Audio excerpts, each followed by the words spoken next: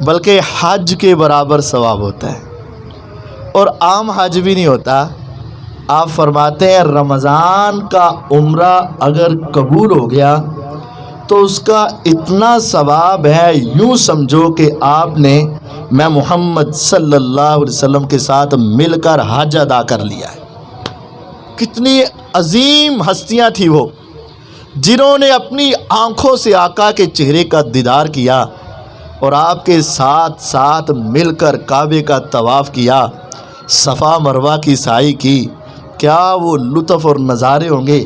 آپ خطبہ حج دے رہے ہوں گے، صحابہ سن رہے ہوں گے، آپ مینا اور عرفات میں گھوم رہے ہوں گے، صحابہ آپ کے قریب ہوں گے، اللہ تعالیٰ کی رحمت کیسے برس رہی ہوگی۔ جب آپ نے عرفات میں دعا کے لیے ہاتھ اٹھائے ہوں گے، سب کے اوپر کیسے رحمت کو اللہ تعالیٰ نے اتارا ہوگا۔ یہ سارے منظر اور ثواب اگر تم آج لینا چاہتے ہو تو تمہارے لیے یہ سہولت میسر ہے۔ فَإِنَّ عُمْرَةً فِي رَمَضَانَ تَعْدِلُ حَجَّةً مَعِيَّ۔ رمضان میں عمرہ پیغمبر علیہ السلام کے ساتھ حج کرنے کے برابر ہے۔ عمرہ کیجیے، صدقہ و خیرات کیجیے۔ لازم نہیں ہے کہ زکوٰۃ فرض ہے تو تب بھی زکوٰۃ نکالنی ہے۔ اگر زکوٰۃ فرض نہیں ہے تو پھر کیا ہوا؟ ارے کچھ تو تمہارے پاس ہے نا۔ ارے کچھ بھی نہیں ہے تو 2 کھجوریں تو تمہیں کوئی دے ہی دیتا ہے نا۔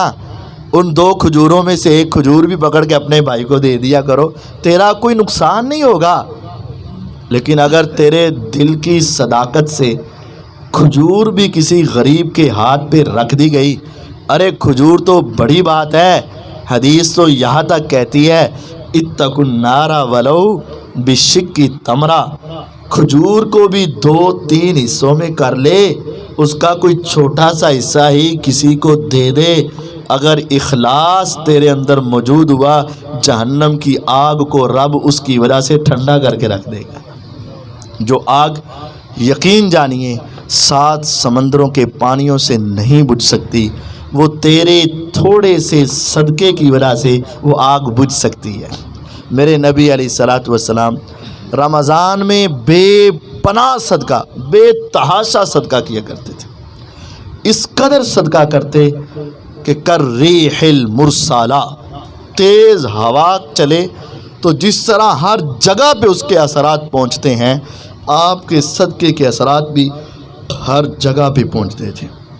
شروع دن سے لے کر آخر دن تک، صبح سے لے کر رات تک اور رات سے لے کر دن تک اپنے آپ کو اللہ کی عبادت میں لگاؤ اور کوئی وقت ضائع نہ کرو۔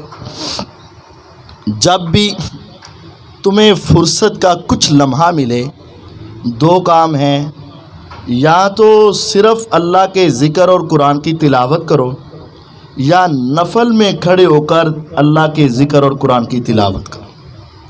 میں نے تو آج اپنی آنکھوں سے یہاں تک پڑھا ہے، امام مالک رحمہ اللہ نے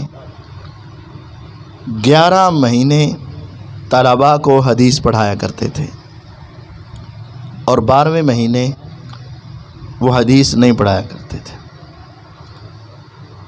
تو پھر کیا کرتے تھے؟ وہ 12ویں مہینے صرف قرآن ہی پڑھتے اور پڑھایا کرتے تھے، اور وہ کہتے تھے 11 مہینے حدیث کے ہیں تو یہ مہینہ رب کے قرآن کی تلاوت کا مہینہ۔ شہر رمضان الذی انزل فیہ القرآن انا انزلناہ فی لیلۃ القدر کان رسول اللہ صلی اللہ علیہ وسلم یدارس جبرائیل علیہ السلام۔ آپ جبرائیل علیہ السلام کو قرآن سپارہ سناتے اور جبریل سے قرآن کا سپارہ سنتے۔ آخری سال میں 2 سپارے سنے اور 2 سپارے سنائے۔ جبریل علیہ السلام کے ساتھ دور کر رہے تھے، اور قرآن کی تلاوت آپ رمضان میں بہت زیادہ کر دیتے۔ اذا کان العشر الاواخر من رمضان احیا لیلہ وایقظ اہلا وشد معذارا۔ لنگوٹی کس لیتے، راتیں ساری جاگتے اور اپنے گھر والوں کو بیدار رکھ کے اللہ کی عبادت کرتے۔ یہ ضرورت ہے، لیکن ہماری ضرورت سے زیادہ ضرورت بنا لی گئی ہے۔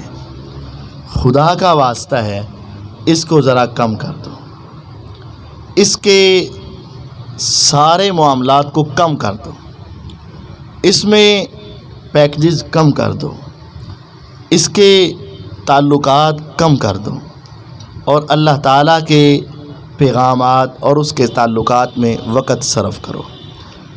امام بخاری رحمہ اللہ کے حوالے سے میں نے پڑھا تھا کہ وہ رمضان میں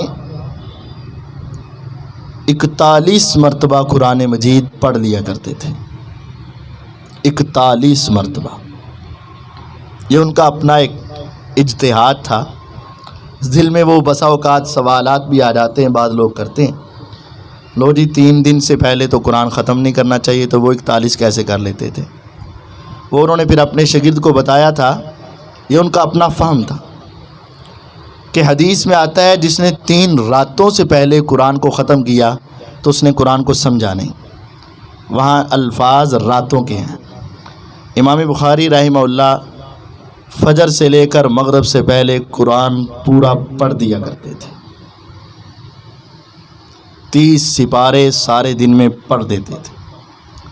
اگر 30 سپارے پڑھنے پڑیں تو پھر کیا یہ گپیں لگیں گی، یہ تولیاں اور یہ بس ٹائم ذرا روزہ لگ رہا سی ٹائم پاس کر رہا سی، یہ نہیں ہوگا۔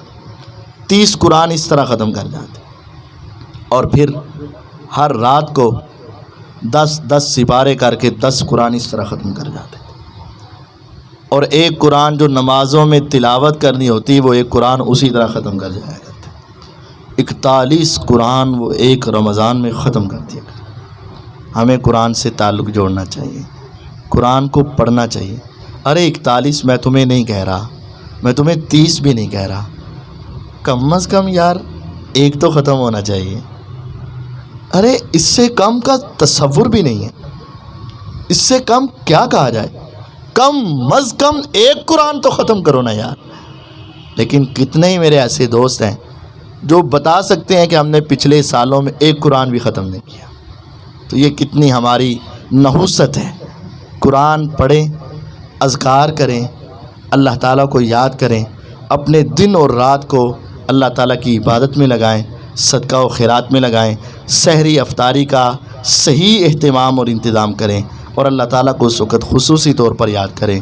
اور رمضان کے آنے سے پہلے اپنے رزق کو چیک کریں، اپنے دل کو چیک کریں، رمضان آنے سے پہلے اپنے ایمان کو چیک کریں، اور اللہ سے معافی مانگ کے نامہ اعمال کو چیک کریں، مسلمانوں سے صلح کر کے نامہ اعمال کو قبولیت کے لیے تیار کریں۔ اللہ تعالیٰ مجھے اور آپ کو سمجھنے اور اپنی اصلاح کرنے کی توفیق عطا فرمائے۔ وآخر دعوانا ان الحمد للہ رب العالمین۔